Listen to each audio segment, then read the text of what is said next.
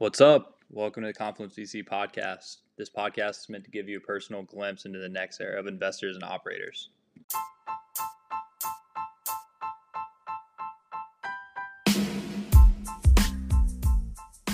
This week we had on Fed with the Hive Index. Hive Index is an aggregation tool that lets anybody find the right online communities to join. Fed is a nomad, a bootstrap founder, and he also runs another software company when he's not busy at Hive Index.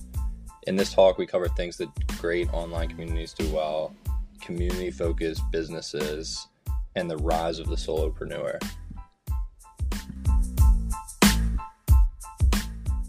Yo, everyone, welcome to the Confluence.VC podcast.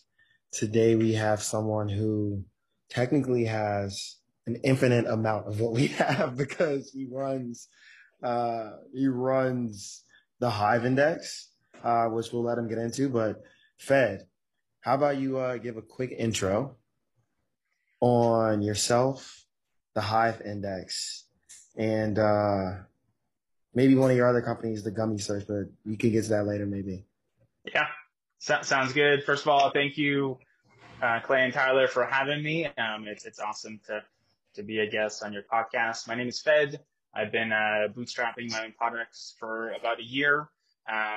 Before going down this path, I was the first engineer at a VC-backed startup for about 6 years.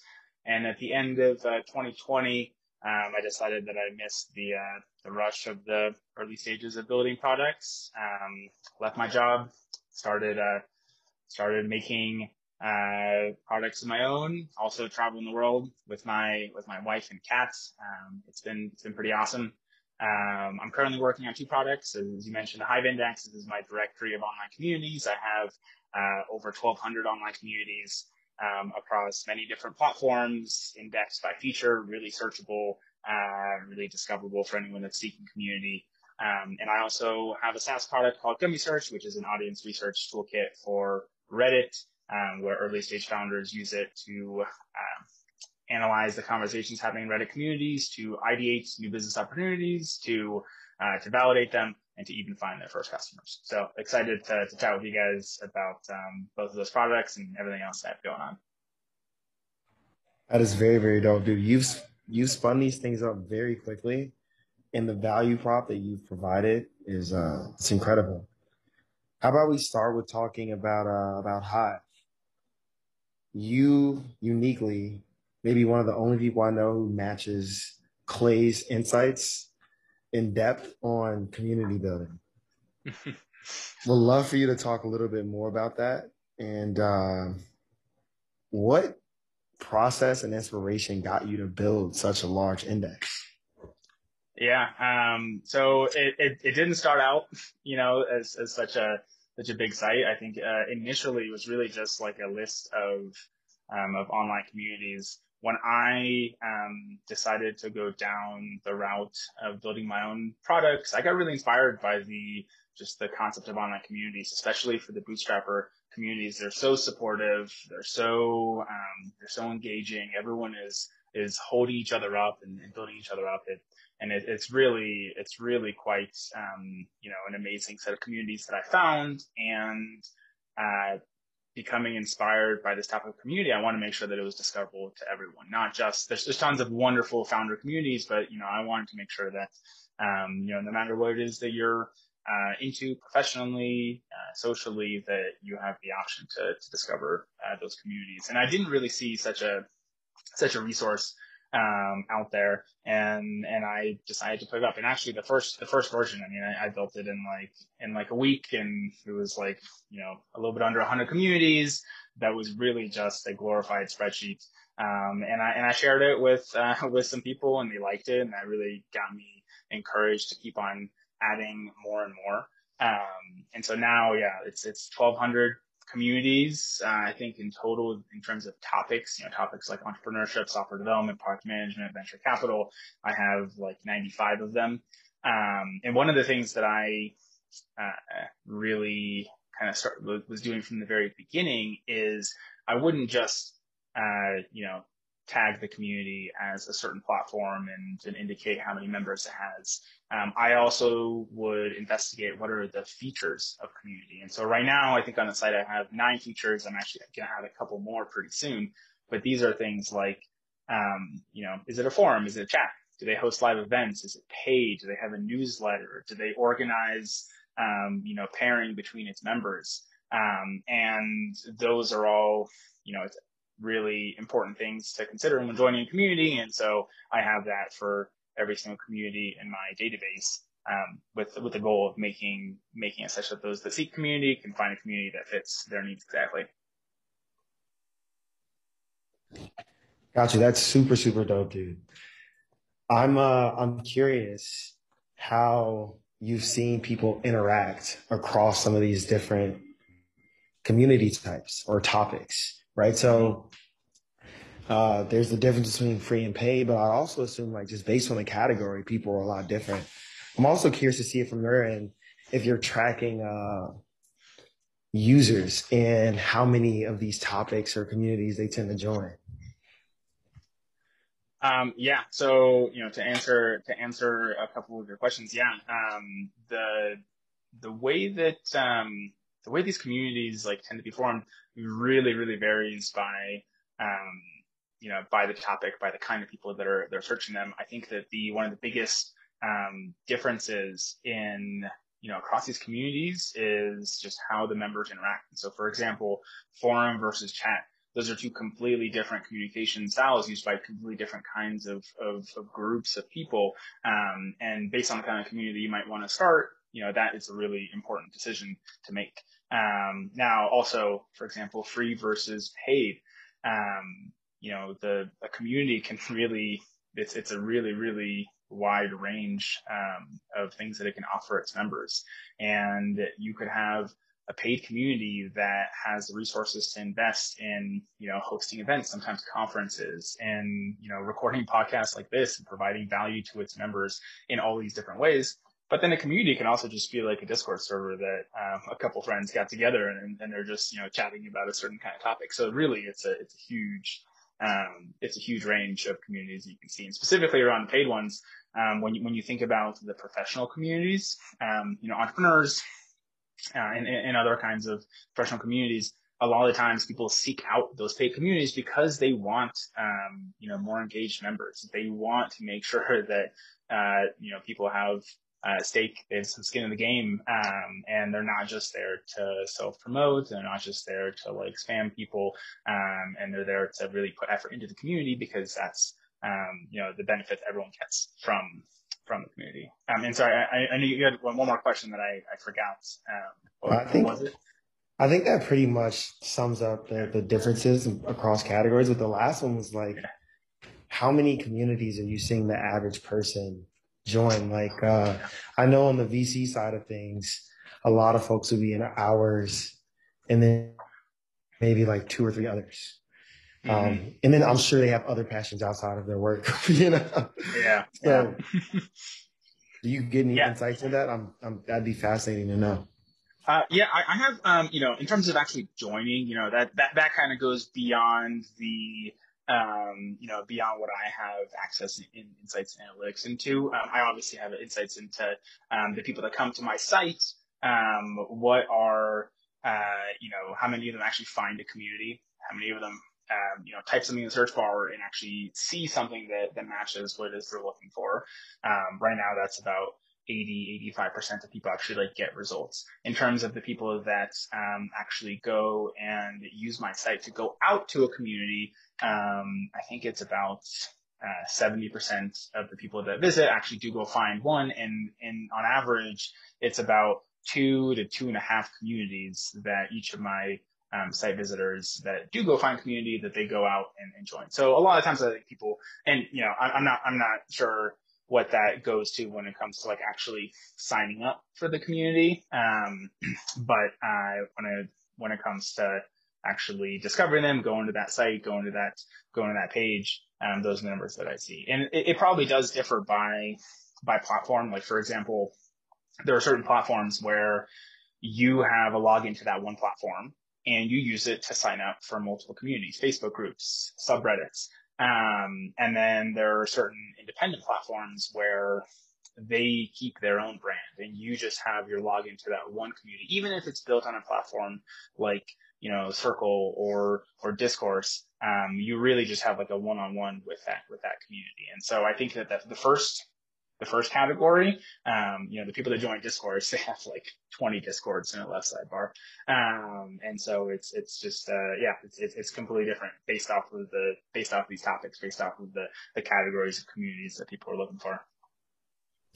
That totally makes That's sense. you. Going back to the free versus paid thing, have you seen any examples of communities that have been able to spin up paid before there's actually like a community component? Or is it typically like the path that we follow is like get critical mass, offer everything for free, give a really good experience. And then once you have that and proof, then you convert to paid. Is that kind of the same path that you're seeing other paid communities take? Yeah. I think especially when it comes to communities, this almost like social proof is really, really important. It's hard to get unless you have an existing community. I think that most of the successful paid communities that I've seen, they follow a similar path to what you guys have done. Maybe the one example is if someone already has an existing audience, and they basically go and take that and turn it into a paid community. One good example is Monica Lentz, blogging for devs community. She had this, she's a SaaS founder. She has this amazing newsletter of SEO for developers, and she had thousands, maybe tens of thousands of email subscribers. And then when she decided to spin up her paid community, it was a lot easier for her, and because she already had that dedicated audience and people already trusted her. And yeah, I don't remember exactly what the exact numbers of when she launched, but I remember reading her newsletter and when she kind of announced her community, and then seeing what she did in terms of paid revenue right from like day one. It was pretty crazy. But obviously she spent years building up the audience and getting that trust from her readers. Yeah, that makes sense. What's been the craziest price point you've seen for community access?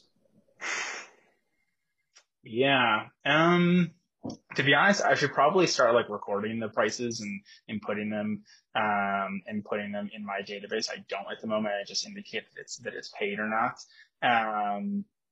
Yeah. So I don't have a good answer for that. I mean, probably in the low couple $100 is like the higher end of it. I think That's per month or per year? Per month, yeah. Like there are some communities that charge in the low $100 per month. I also one way to think about price, and it's this kind of like a different kind of community, is these cohort-based courses that have a community component. And so someone could sell a course for $1,000, $2,000 on a certain topic, and then they say, okay, great, and for the duration of the course, you also have access to this community. And so that's not like a monthly recurring revenue. It's a one-time fee, but it's a different kind of model that also works for a lot of people. That's actually really interesting. Yeah. That type of data would be super helpful. I think whenever people are considering transitioning to paid, like when we went paid, I had literally no idea how to price it. Like I had no benchmarks. Like I was just like, I kind of picked a number out of the air. It's like, this sounds fair enough. Like it's a little over $1 a day. And that's worked well for us, but like it was completely subjective. So having something like benchmark against, and then you can say like, these are comps, like this is what other people are charging, and kind of back into the math. I think that would be cool. And yeah, I think it's a really good idea, especially because, I believe in the concept of MVPs, and even communities. There's like MVCs, minimum viable communities, and I think that when it comes to spinning up a community, that's a serious commitment. You can't just like do it and like see what happens. It's a complete full-time job, and I think that it's definitely one that some people underestimate. And so when it comes to a lot of these community builders, they're educators. They're people that like to connect people, that like to bring information to a certain audience, and I've seen a lot of communities that get spun up and then eventually they fizzle out. And I think that specifically a course-based one that is, that has a cohort, that has a start and an end, it provides that value of community without, signing you up for life. And also it's also, for the sake of the member sometimes people don't want another community to join for life. They're already part of like 10 of them. But if they have something that they want to learn, they want to surround themselves by others for a month while they go ahead and learn that. And then there's like an end date. Sometimes that's the best option for some kinds of communities. I mean, that was exactly our start, right? Like we gave people free educational resources that came with the community. You should have just charged them for it. Yeah. Maybe. Yeah. I have like 50 other questions to ask you about this stuff. I guess before we hop to your next company, because you're, like the Dos Equis guy in regards to the level of interestingness, is there anything that you'd like to say to our community in regards to help, maybe fundraising, etc.? Yeah, well, I mean, I think that it's an interesting, me joining this conversation is an interesting one, because right now both of the products that I'm working on, I'm bootstrapping. I also do have insight into venture-backed companies, of course, but I'm actually curious how many bootstrappers you guys have on this podcast, and if that's a different kind of conversation that that you have with most of your guests. How many subscribers to the podcast? No, not how many subscribers, but I wonder, when it comes to your guests, I imagine a lot of your guests are either VCs themselves or VC-backed founders. I'm curious how many bootstrap founders, come on and kind of talk about their way of running companies. You honestly might be our first, which is pretty interesting. Microacquire didn't raise any money, did they? No, they did. And they just raised again. But yeah, I mean, I think we kind of talked about this in email fed, just like the rise of indie creators and indie hackers. Like used to be a really niche group of people, but that's kind of exploding. Do you have any thoughts on why that is? Or just like the direction of that, the trend, like why that's happening and like what's going to happen in the next 5 years in terms of just more and more indie hackers being created and popping up? Totally. Yeah. I completely agree that it's a huge trend right now, and it's only going to increase. I think that there's a couple of things that come to mind as the reasons why. One is, I mean, honestly, COVID and just the fact that people got locked down for a couple of years, and that, it was limiting in some regards, but also opened up opportunities for a lot of people to explore other ideas, to maybe like spin up a side project. Some people decided to bake bread in COVID, some people decided to start companies, right? And I think that, along with opening up some opportunity to work on new ideas, it's also caused people to think about what they want in their life. And some people have decided, hey, I want to go work on something on the side.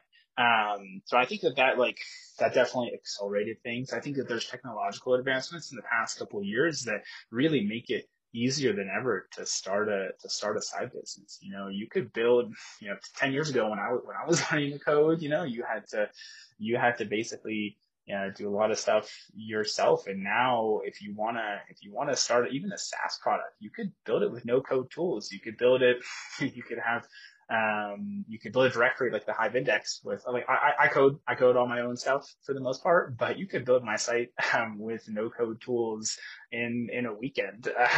Obviously you need to gather all the content, and that's not so easy to do, but yeah, you could use no code tools. If you want to spin up, info products, you can release them on Gumroad, and you can do all these things. I know people that launch 20 new products a year, and that's a crazy kind of extreme that I don't go to. But all I'm saying is, with recent kind of advancements in technologies, it's easier than ever to do that, and it's only going to become easier. Even like AI, even products that could require some like really, really in-depth knowledge. With GPT-3, you can make AI products.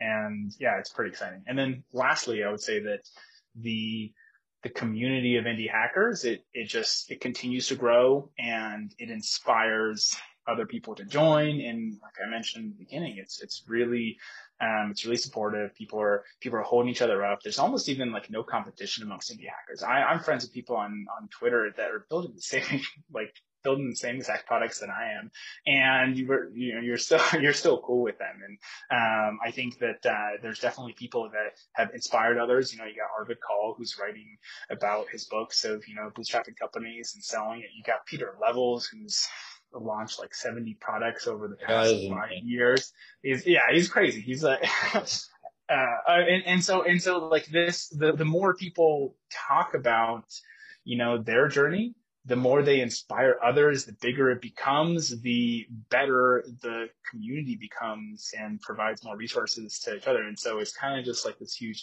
snowball effect.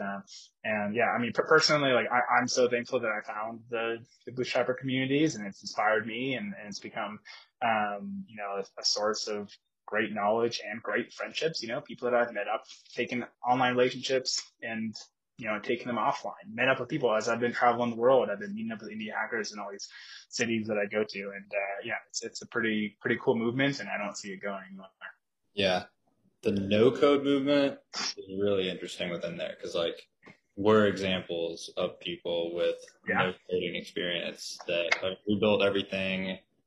Now it's a combination of Notion, Super, and member space. It's like a SaaS product that neither of us can code. Didn't write a line of code, borrowing it from somebody else. Dude, there's the no code revolution, and then there's the like per function vertical tool, which is like automating content creation, automating newsletter, cleaning up audio, automating your HR, automating your finance. Like it's getting to the point where you no longer have to hire. You just need like 3 or 4, $2,000 to $5,000 monthly subscriptions. There are like some of them are a few $100, and you can really be a solopreneur. Yeah, seriously, and you're right that these tools, they lower the barrier, they lower your costs, they make it such that you can, have more time to execute on your vision. I think that's something that's super, super important. Is that it takes time to build startups, especially if you're bootstrapping them or doing it with little resources. It takes time, and so having these tools that essentially buy you time by making such you don't need to hire, making such you don't need to learn certain things, they really increase your chances of success. Hey, really quickly on that, what are the communities on Hive that we should look into to find this stuff? Like if there was a solopreneurship hacks guide or community, we'd be all over it.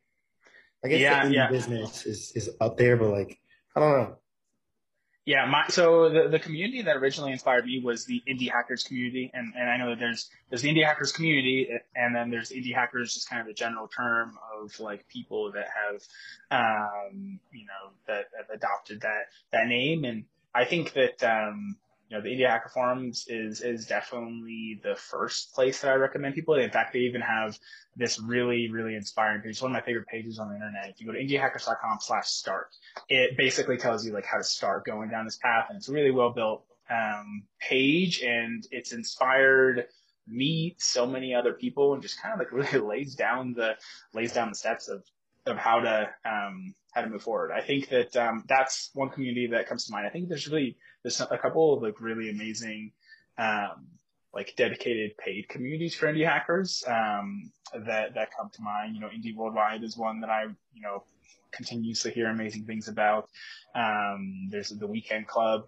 And so those are more of kind of like smaller, intimate communities, but ones that really, really, help support each other. And then lastly, I think that there's a really amazing community on Twitter, people that are building in public and helping educate one another. And it's a little harder to define a community on Twitter because it's, all these like thousands of different data points that are attached to one another. But it just happens to be that a lot of the indie hackers are also big on Twitter. And I think one of the biggest reasons is that, these are people that don't specifically just have one business. They could have multiple, and they could, be experimenting with MVPs and decide to like validate and, launch something in a weekend. And they take that audience from Twitter and that they built up from previous projects, and they take it with them to the next one, and kind of helps.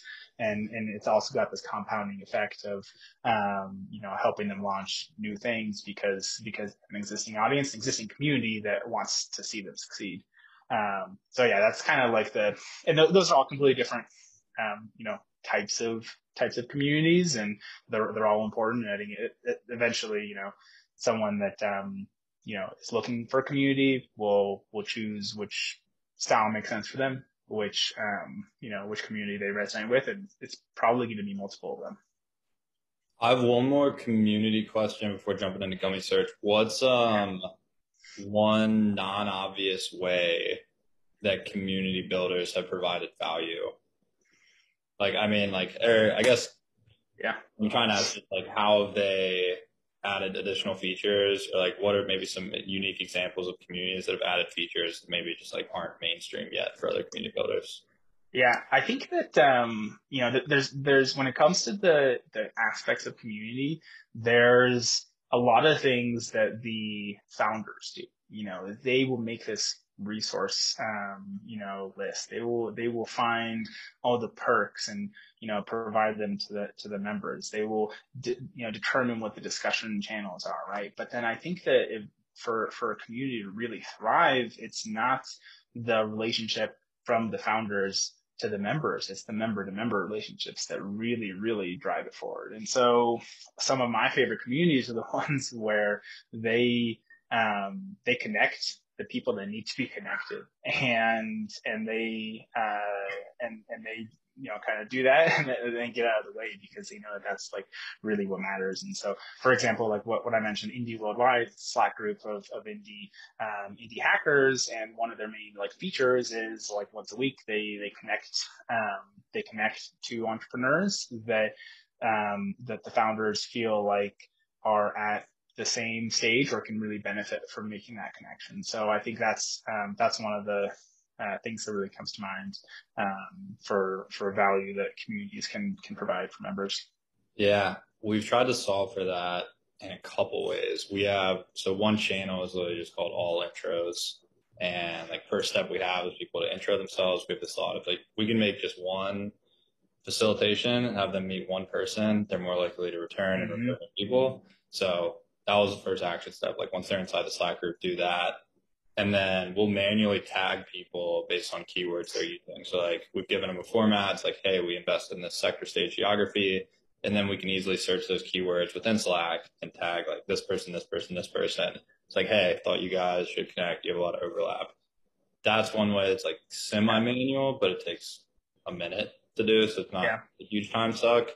And then have you heard of intros? Has it worked? Has it like, have your community members loved it? Yeah. Cool. Yeah. We've only gotten good feedback on it. And every time we do it, we'll like, people respond in the thread. Yeah, we like, thank you. We've also seen that people reintroduce themselves once every quarter or two, which is really cool. Yeah. We'll try to set up Zaps for that. And then another tool we just started using, I don't know if you've checked out intros.ai. They automate these intros. So they have a form. You can make the form as long as you want. You can weight how much the questions are worth. And then it's like pretty simple algorithm based on like question, weight of it. And then it has like a matchmaking tool where like based on how other people answer, they'll connect for you. And then they handle everything else. Like we get out of the way. It's a white labeled service. So it has like Confluence on it. You can toggle on or off whether you want double opt-in. And then you get like analytics afterwards, like intros made, like, are these people willing to do this like more than once a week?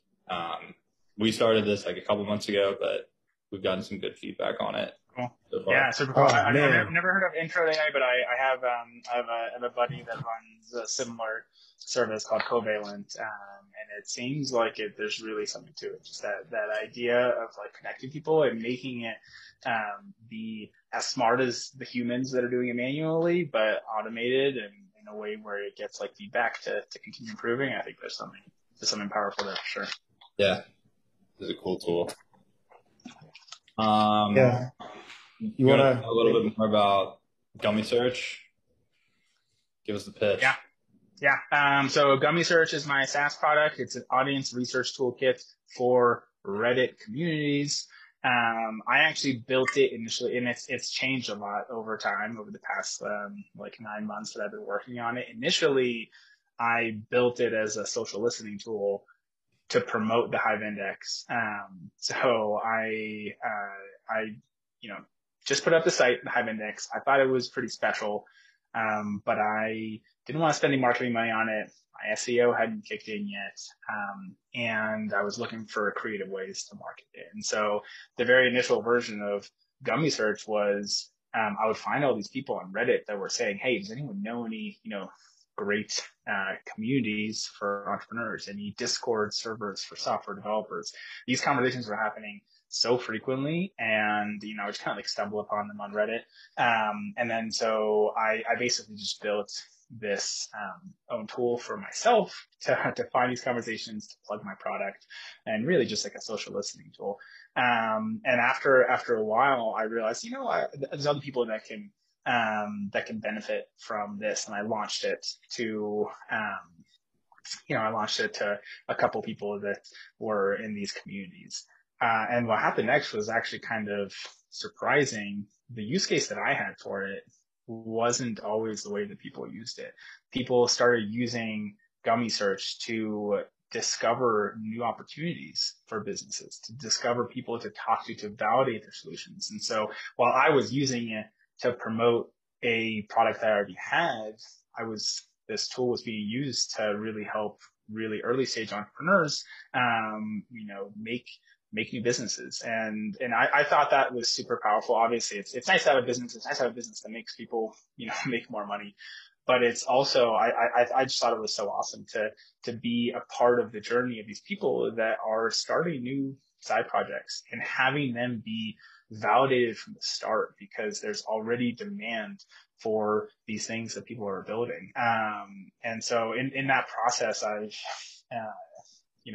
met some really incredible people doing some really amazing things, and I feel like I'm like a little part of all of their startups. So now, at this point, the product is, it's still early. It's within the first year of me building it myself, but it's matured pretty well. And I help people find online communities on Reddit that are specific to their target customer. I help them identify the conversations that could be really valuable to their business. So, for example, people talking about their pain points, people talking about solutions they're asking for, people talking about spending money. And these kinds of conversations are ones that have so much value in them for people that are researching new business ideas. And I just try to make it as easy and as quick as possible to dive into a community, dive into a whole audience of, 10 different subreddits. If you look at my Gummy Search instance, I have, I've gone into so many audiences over the past year. I have like 50 of them, SEOs, entrepreneurs, people that, there's all kinds of audiences, and maybe I'll show you sometime. But, and then obviously a big part of what I do with this product is I help educate my users. And so I take them through the different stages of community focused entrepreneurship. And that starts from ideation to validation to initial customers. That's where the social listening features that were in the first version of the product come into play. And then growth and helping them, promote content in these communities and helping them reach more people. And so part of my job is actually just like being there every single stage of the journey and providing the tools for a founder to be a community minded founder and to leverage the power of online communities to advance their business. That is super cool. Sorry, that must have been the longest pitch ever for a product. That was good. But it's fire. Tyler and I what you've done is really interesting. It's pretty timely. Tyler and I were talking about this earlier this week, of just like ways that some creators leave money on the table. And the way that, like, the old way to monetize as a creator, somebody with an audience, which is what you've done, is by building Hive Index, is just to only be reliant on sponsor dollars. You're only pitching somebody else's product. They price that where, like, you get upside, or you don't get upside, you get like a flat fee. What you've done instead is you're going to capture the trust and attention of people and then reroute that to your own SaaS platform where then you're selling to something where you have direct upside in. I think that's a way smarter way to go about it. The people that have done that well have killed it. Like Nathan Barrett, ConvertKit is like the one that comes to mind. That got started with just a blog 10, 12 years ago, built up a lot of trust on the internet, leveraged that trust to build ConvertKit, which now is valued at like $200 million. Yeah. I think it's super smart, dude. I appreciate that. I will say, you might be giving me a bit too much credit. This wasn't part of like a really big master plan to like get the Hive Index big and then to reroute traffic. I do that, when it makes sense. For example, I have all these amazing insights on these Reddit communities, the engagement, the growth. And so I find that will be helpful for the people that are discovering subreddits on the Hive Index. And so I do, show some of that data there. But it wasn't part of the big master plan. Really, I just wanted to make a tool that made my job easier to market this product in only like 5 or 10 minutes a day, so I can get back to building cool stuff. And it's obviously, like I mentioned, it's changed so much over the past 9 months of like talking to my users and like discovering all these cool use cases for the product, and that's really where it's taken them. And so yeah, there is, I do think that it helps to, especially if you're working on multiple products at the same time, I do think it helps to have a certain kind of like umbrella that they're, somewhat contained in, because, if you're working on multiple things, you're obviously splitting your time, which will kind of hurt both or multiple products. But if you can keep that in a way that either elevates your brand. A lot of people think of me as like a community guy, so that helps. That obviously helps me spread the word about both of these products. If it helps increase your knowledge or increase the value that one product's, benefits, can help the other products, then that really can help drive you forward. And so, in the end, I see some people that have 20 different products and all completely different. I'm sure they learned some amazing new things, but it doesn't mean that they're compounding one another. Whereas the Hive Index and Gummy Search, I do feel like their growth helps each other grow as well. Yeah. I think it's interesting. I think you're on to something, Fed. Appreciate it. You want to run through quick fire questions? Yeah, let's do it. Sweet. We got these 5 questions meant to be answered in 2 sentences or less. First one we've got is, what's the best work-related purchase you've made over the past 12 months? Ooh, work-related purchase. And by the way, you switched up the questions on me, but I will answer these anyways. I bought Tailwind UI. I'm actually kind of addicted to buying UI kits, and I don't spend a lot of money on products whatsoever. But buying Tailwind UI and just like having like a beautiful site that you can go ahead and start out with and use for multiple products has been a fantastic purchase, and I don't regret it whatsoever. Not check that out. I'm going to do that right after this call, though. You might recognize, if you look at Gummy Search and you look at the Hive Index, you might recognize some similarities, and that's where, the origin is Tailwind. Obviously, it's kind of spread, and, I do my design from there on, but it's a great base. Yeah. I will pay you right now $300 for logins to your UI things that you purchased, like a rebate. Okay. Maybe I'll answer this question after we cut off the recording, but I hear you on that, Tyler. Yeah. Next one. What's a recommendation you hear regularly that you think is bad advice? Yeah. This is it's a really good question. I think that this idea that having a job as an entrepreneur is the worst thing in the world, I don't really agree with it. Yes, there's so much you can learn, while doing something of your own. But I think that there's also so much that you can learn from being on a team, of knowing what it's like to be part of a company that's moving in the right direction, and not only having to figure things out on your own. I think that it's got this like stigma in the entrepreneurial world. If you have a job, then like you're just wasting your time. I think if you stop learning, if you stop growing, then yeah, absolutely you should quit. But I think that there's a lot of positive things that you could have from working specifically at an earlier stage company as an early stage employee, and you can still do your your side hustle. You can still have a side hustle and you can still grow it. And at a certain point, you make that decision that like, hey, it's time to invest all my time into this. And now I have more knowledge. I have a better network and I have a little bit of savings that can like help me play in the long run. But yeah, I don't think that everyone should basically fresh out of college go do their startup. I did that and it didn't work out very well. And only after kind of, working somewhere for 6 years and learning so many things that, that I feel like I'm in a good spot to grow and to continue growing.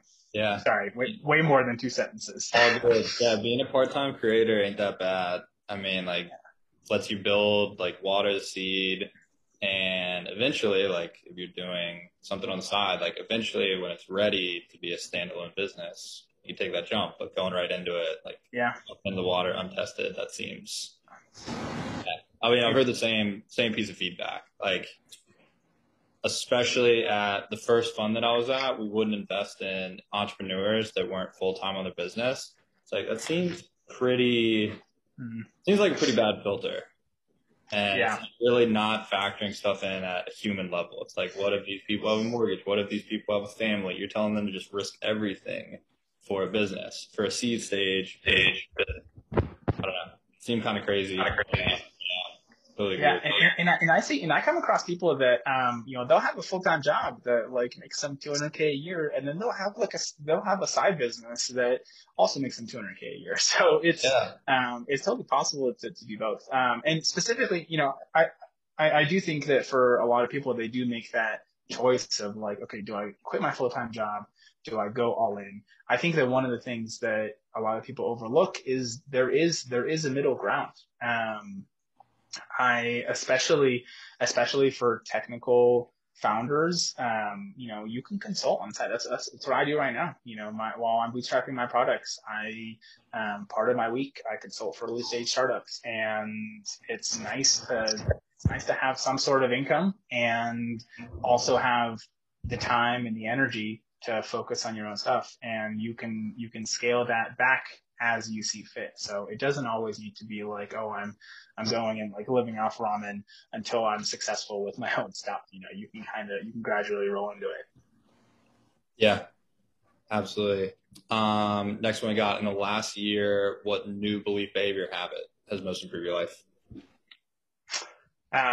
Good one. So a little bit ago, I did this challenge. It was a 21-day no complaining challenge. I got it from Tim Ferriss' podcast that I listened to. It took me like 3 or 4 months. So it wasn't 21 days, you basically, you start over and it's so much harder than you think.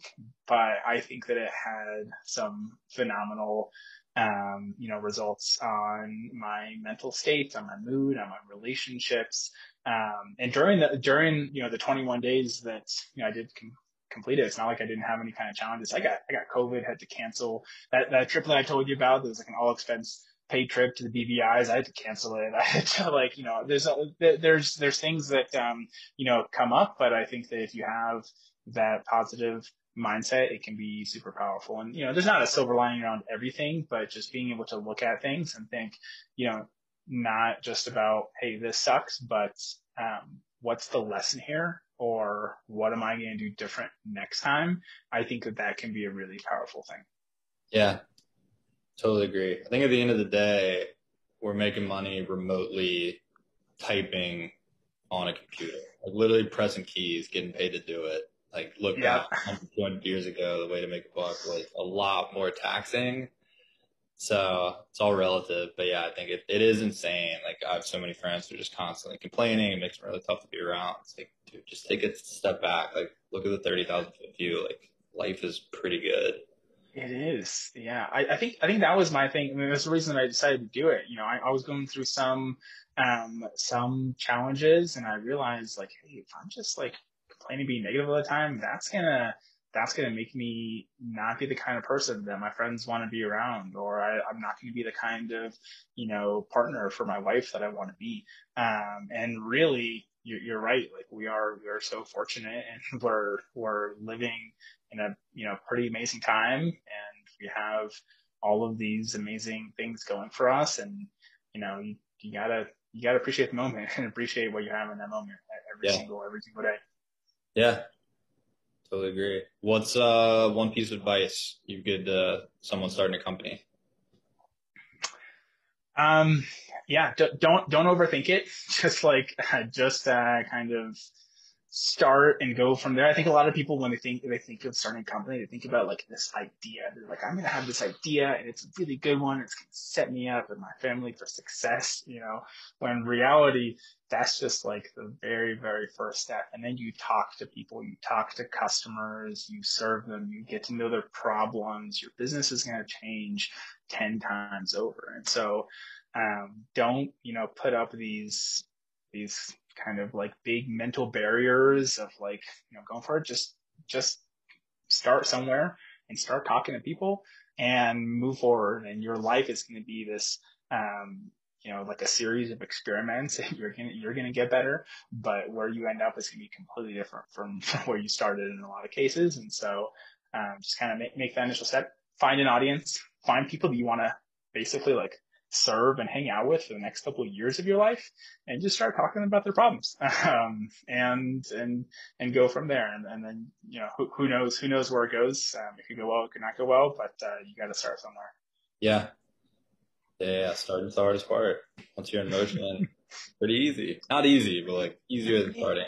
Yeah. I think a lot of people also like they and I see this in like forums on communities, and a lot of people kind of put up these like big barriers. They're like, oh, I have this idea, but then like, I'm thinking about this LLC, I'm thinking about this tax structure, I'm thinking about all these things. And I'm like, whoa, like you don't even have people paying you yet. You don't even know, you haven't even talked to a single customer. Like don't hire a law firm right now.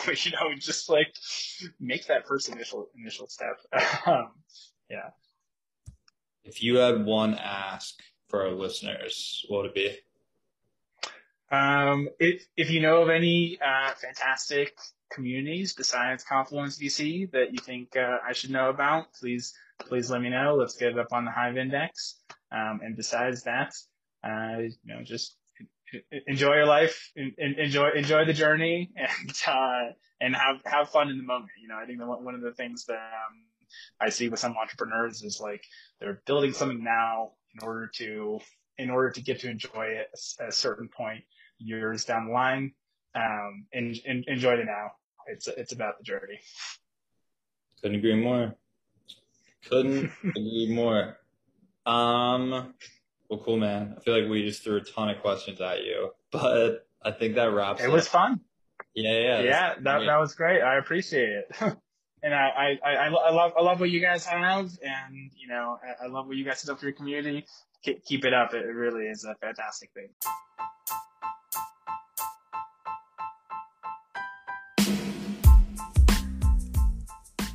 Huge thanks again to Fed for coming on this week, and we hope that each of you are able to pick up something valuable from this talk. If you're looking to get in touch with Fed, we've linked his Twitter in the description below. From there, you'll be able to find links to both Hive Index as well as the other company that said he's working on simultaneously.